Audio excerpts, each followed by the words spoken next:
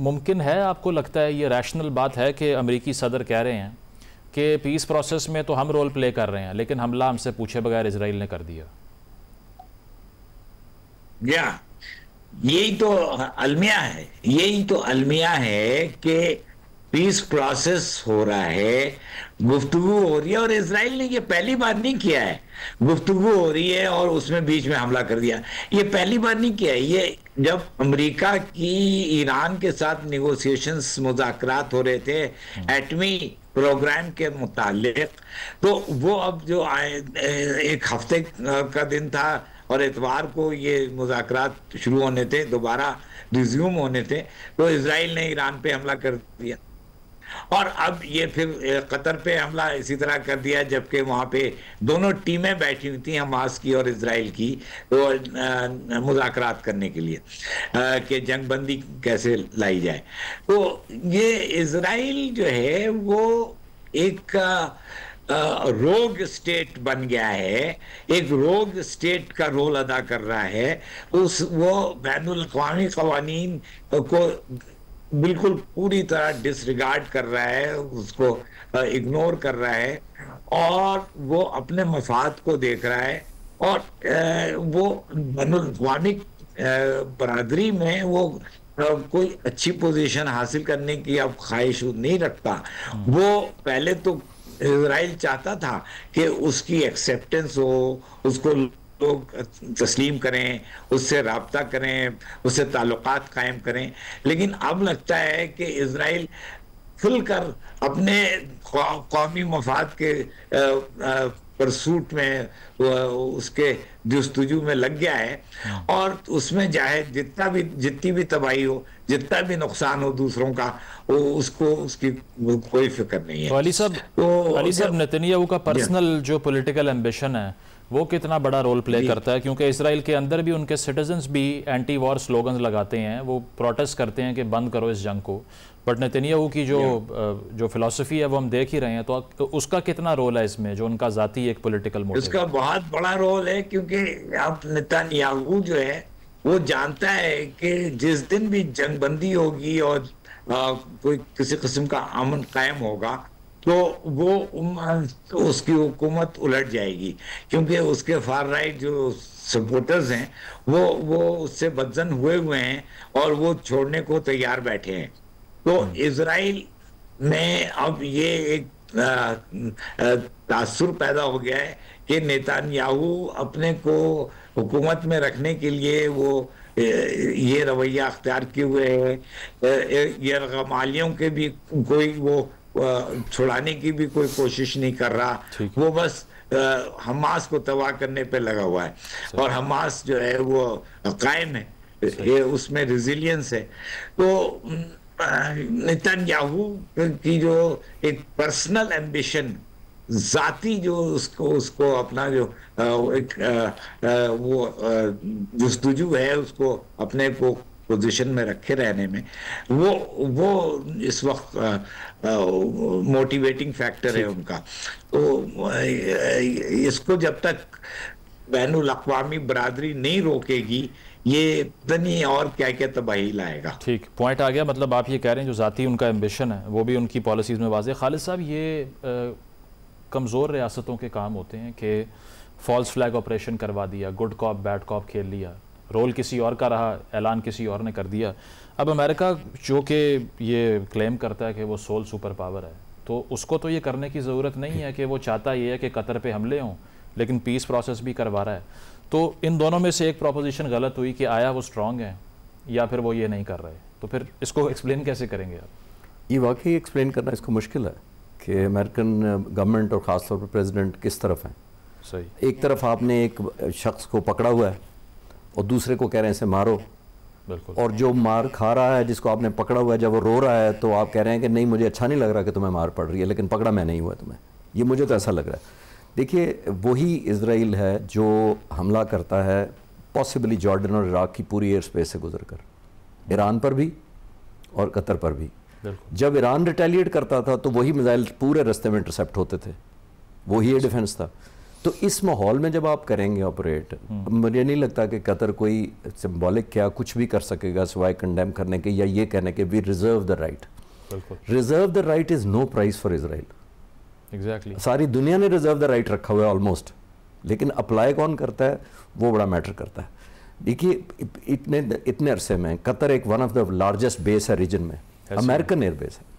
Air defence अगर आपका उनके हाथ में है तो पहले तो आप ये क्लैरिटी करें with due respect to Qatar friends कि आपका एयर डिफेंस आपके हाथ में, और आया आपका एयर डिफेंस इतना या कहने डोसाइल या डिफेंसिव था कि आपको वार्निंग दी जाए तो आप इंटरसेप्ट करेंगे 10 जहाज़ों को, अगर आपको वार्निंग ना दी जाए तो फिर आप कंडेम करेंगे। इस तरह तो नहीं होता। तो यूएस मिलिट्री बेसिस रखने का तो फिर कोई गेन नहीं है। एग्जैक्टली तो this is what I am trying to submit to you कि फिर अमेरिकन प्रेसिडेंट किस तरह। एक और लास्ट पॉइंट इस पे बड़ी इंपॉर्टेंट है, वो ये है कि इस पूरे प्रोसेस में 4 स्टेक होल्डर है इजराइल नेगोशिएशन में, ऐसे Israel, America, Qatar and Hamas. इनके मुज़ाकरात हो रहे हैं। हमास कह रहे हैं हमें टारगेट किया गया, कतर कह रहा है हमें पता नहीं, अमेरिका कह रहा है मुझे पसंद नहीं आई बात। तो फिर किसकी चल रही है?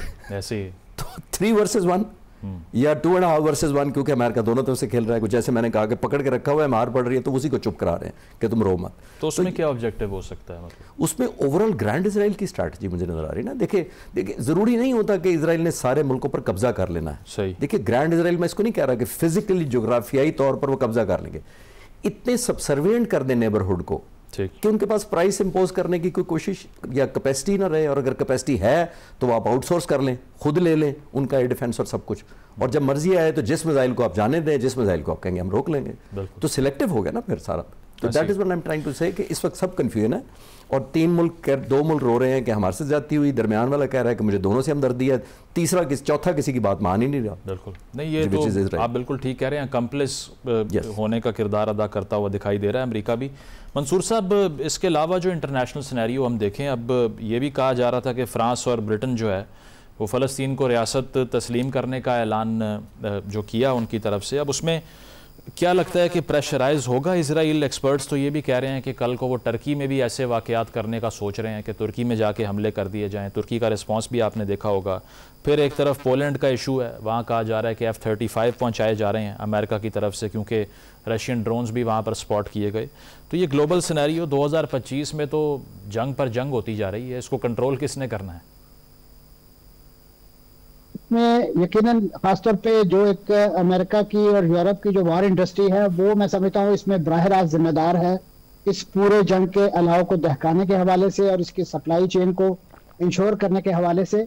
और यही जो इस वक्त मामला, जो मंजरनामा आपके सामने है, ये यकीनन एक बहुत बड़ा सवालिया निशान पैदा कर रहा है। जब फ्रांस और बरतानिया एक आज़ाद फ़लस्तीनी रियासत के क़याम या उसके ऐलान के हवाले से बातें कर रहे हैं, तो आपको याद होगा कि माजी में यही जो इसराइल का नासूर है, यही बरतानिया था जिसने एक इस नासूर को फ़लस्तीन के दिल में बोने के लिए एक्टिविटी की, डिप्लोमेसी की, और यही फ्रांस था कि जिसने जो इस पूरे खित्ते की जो बंदर बांट है, छोटे छोटे अरब सल्तनत किंगडम्स, गवर्नेट्स जो हैं, उसमें तब्दील करने के हवाले से, और अब इनको तकरीबन 70-72 साल बाद ये याद आ गया है कि ये आज़ाद फ़लस्तीनी रियासत कायम होनी चाहिए।